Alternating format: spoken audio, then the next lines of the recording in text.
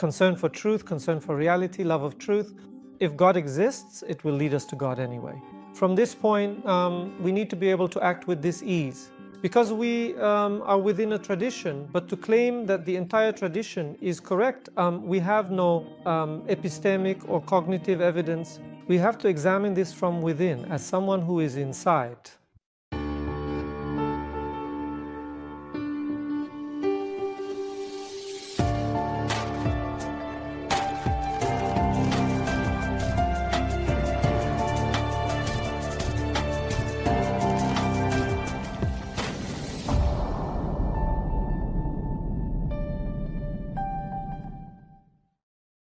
Hello to everyone from the Istanbul School. Dear viewers, this week our guest is Dr. Yasin Ramazan.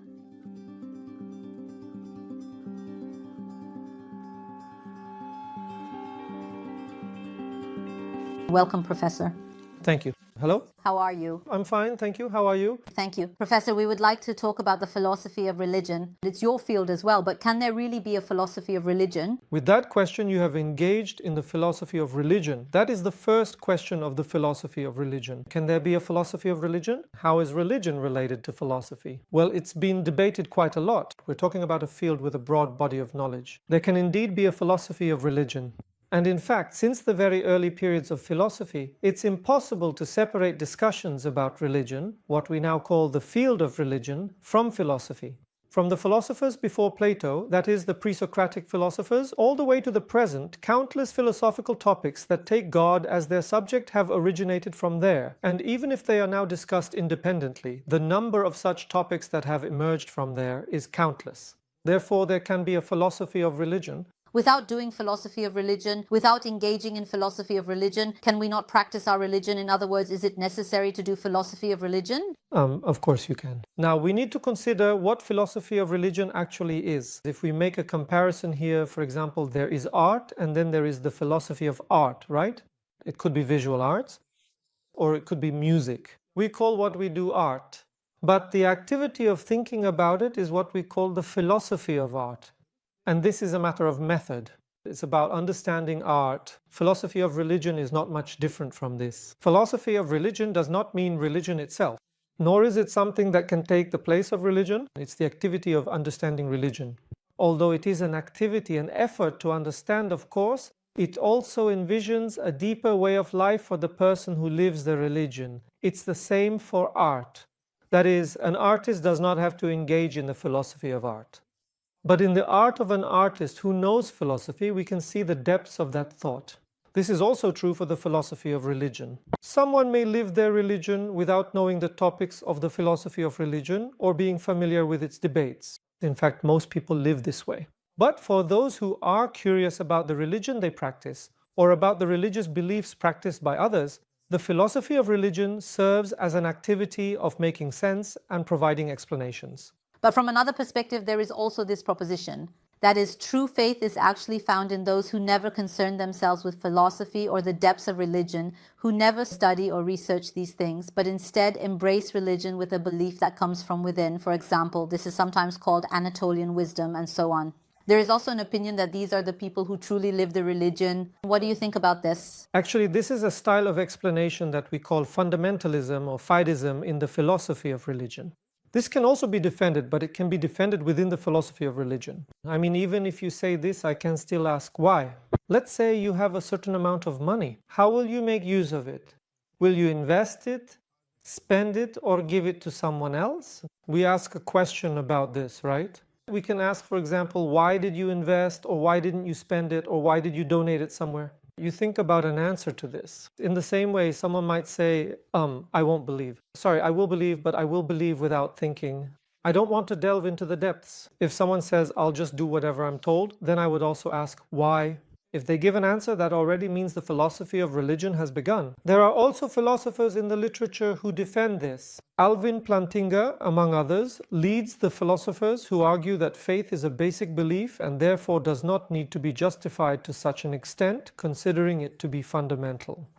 However, Plantinga himself is one of the most important philosophers of the philosophy of religion, and his works show us just how deeply these topics can be contemplated. Some also say that if we question these things, we will leave the faith, Professor. In other words, they claim the more philosophy you do, the more you question, the more you ask why, you will end up leaving the faith. Well, you might leave. I can't say you won't, because this is a matter of personal journey. But there's also no guarantee that if you don't question, you won't leave. So there is no guarantee for either of them. There's no guarantee that just because we don't question, we won't leave.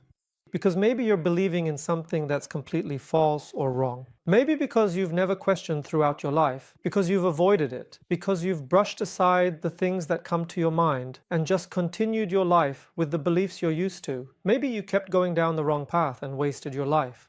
How can you be sure of that, right? You can leave religion by philosophizing, but you can also leave without doing so. The advantage of doing philosophy of religion is this. If you know what you're leaving, you know. At least you'll know whether you've left or not. So this is my personal experience.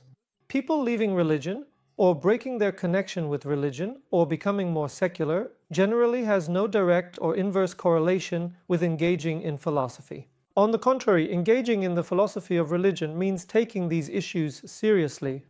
Of course, people can change their views.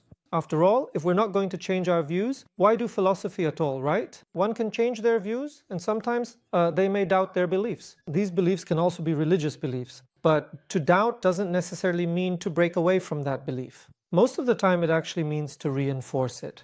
And this, well, honestly, it's not limited to the philosophy of religion either. The thing you doubt could be, for example, something related to political philosophy or politics itself. It could be about economics.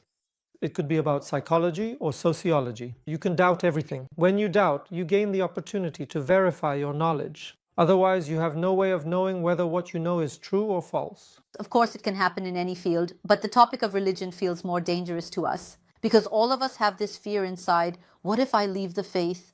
Well, on one hand, we believe, but on the other hand, maybe we have doubts. Sometimes we can express this openly. We can investigate our doubts. Sometimes this can remain very hidden.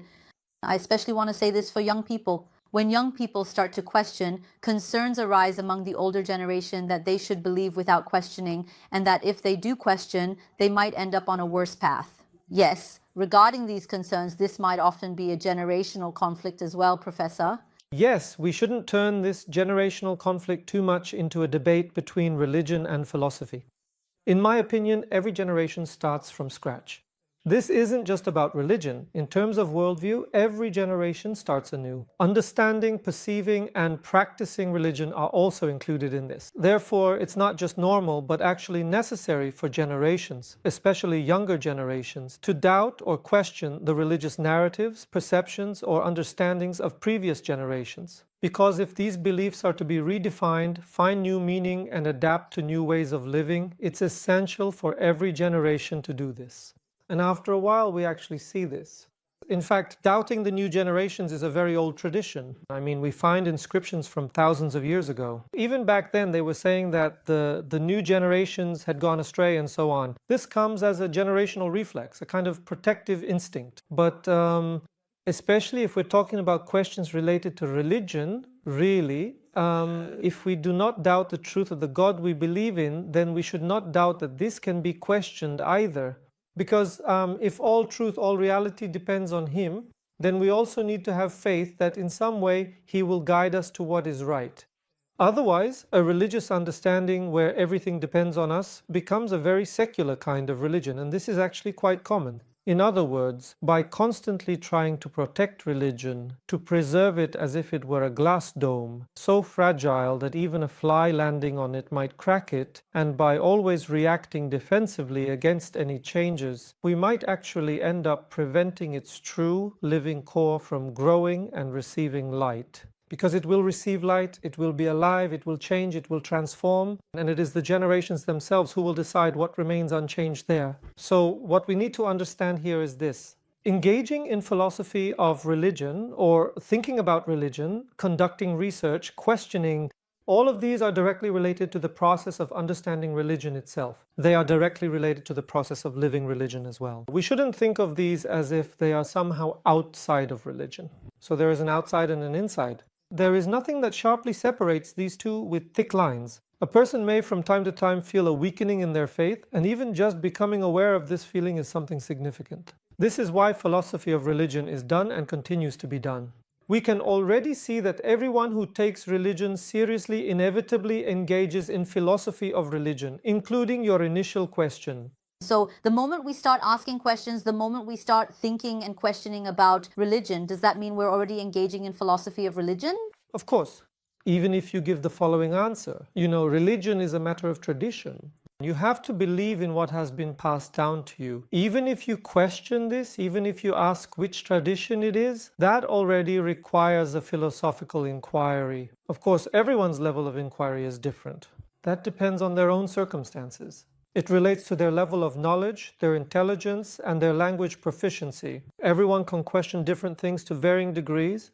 It's not the case that someone who questions is necessarily following a more incorrect religion or believes less, or that someone who doesn't question believes more. There is no guarantee of that. That's why, as soon as we start to question, we see that we actually have a tendency toward this, and it's not something we can avoid. So, when we question, should we try to tear down everything that has been built up by tradition and accumulated knowledge and try to understand everything from scratch? Or, I'm asking this as a method.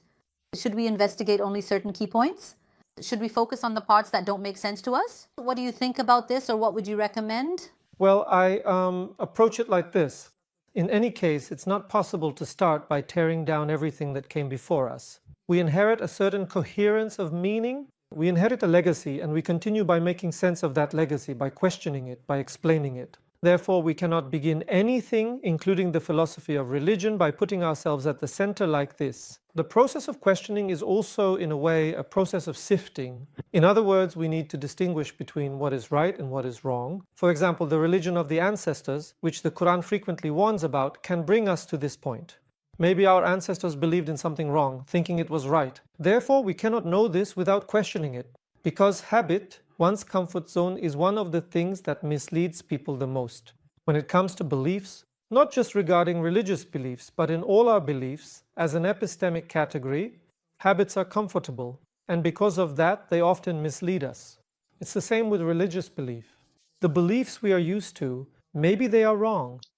It's comfortable to believe in it, but instead of believing in something wrong, being a little uneasy, thinking a bit, losing some sleep, maybe even being in conflict with ourselves, these are things worth risking. After all, there is truth on one side and falsehood on the other. We should be able to take that much risk, right? Yes, Professor. Actually, we're talking about something difficult. I mean, there's a very comfortable process of habit since the day we were born. There's a culture we're born into, a family structure. There are things that are taught to us. We continue these, starting to question, starting to investigate. This is a difficult process, and it's also hard to sustain. There may be social pressure or the influence of other people. While maintaining this, perhaps an inner motivation is needed. How do you see this, Professor? Well, we are all part of the tradition we live in, part of a whole, and we can't just set aside this tradition and think about things. Such a thing is fantastic. It's not realistic. We have to recognize the tradition we are in. And this tradition is not just a cultural one. There are also intellectual traditions within it. For example, we often talk about logic. Logic is a matter of tradition. Its roots go back a long way. That is, the way of working that started with Plato was identified by Aristotle and turned into a method, and it has continued as a tradition that has reached us today. Now, we can't just set this tradition aside and think outside of it. We are already within it. But if we recognize this, as we become more familiar with it, it becomes possible for us to correct its errors. After all, for a very long time, people thought that there could be no further development in logic. Because to them it seemed absolute, or as if logic was already complete. They thought, what more can we contribute to the science of logic? We can only explain it. It seemed like all we could do was give examples, but that turned out not to be the case. Modern logic emerged and multi-valued logics appeared. As a result, there are currently countless debates about logic. What we can see is that, in fact, apart from our pursuit of truth, we have no belief that remains unchanged. And caring about what is true here does not lead us to a wrong place from a religious perspective either. A concern for truth, a concern for reality, a love of truth. If God exists, it will lead us to God anyway.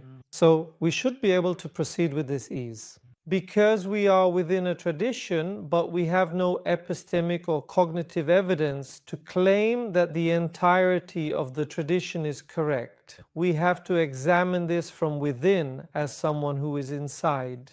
So how did this transformation happen, Professor? I mean, in the Quran it says, will you not think? Will you not use your reason?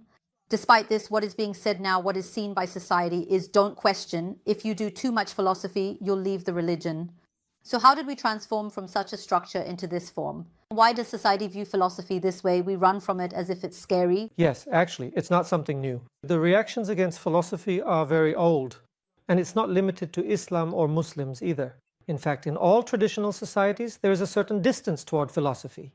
And the main reason for this is actually that the activity we call thinking is, in one sense, destructive and in another sense, constructive. In other words, there are conservative reflexes. This develops almost like a safety measure or precaution against the shaking of established values, systems, concepts, or authorities in society. But some people need to do this. In other words, for something to become meaningful again in this generation, someone has to make an effort and reflect on it. Because it's not something that happens automatically. For example, if we consider this from the perspective of revelation, the fact that revelation comes repeatedly, that it comes again and again through prophets, that it essentially conveys the same things and brings the same beliefs, but still comes with different laws and different forms of worship, shows us something important. There is nothing more natural than people changing, and this change is something that requires us to renew our beliefs. We cannot avoid this renewal. Of course, because of the conservative reflexes I mentioned, we can lose these things. That too is a normal process. In other words, it's also normal for people to be afraid of this. It is impossible to appease him. So, in some way, our activity of reinterpreting and making sense of things must continue. I mean, you can't just tear everything down and put something else in its place. But you also can't preserve things exactly as they are. So this activity of repeatedly rebuilding, creating, and making sense of things from one perspective, if you look at it from a somewhat depressive angle, can seem like a process of destruction. Everything seems to be getting worse. But I don't think that's the case. For example, as of today, if we consider literacy or scholarly activities in the Islamic world, there are probably more educated Muslims than at any other time in history. The output is more diverse than ever before in history, and probably much more in depth as well. We don't have to claim that these things didn't exist in the past in order to say this. In the past, due to living conditions, production was carried out by a much more limited group of people. But today, this can be done much more widely. In other words, there's no need to criticize the present in order to praise the past, and there's no need to criticize the past in order to praise the present. Both have their pros and cons.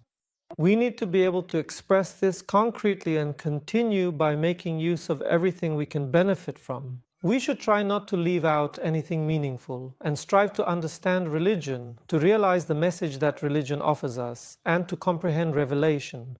Perhaps we can say that there has also been some progress in philosophy on this matter. Now, a bit more space is being made for these things. In fact, especially for children, for example, the increase in philosophy studies for children is perhaps leading to these kinds of questioning starting from childhood. In other words, whereas in the past, when a child asked a question, they would be silenced or brushed off, now even children are being encouraged and guided to ask questions more. Perhaps a bit more space has been created here. It could also be said that this has led to a change for future generations. Yes, of course.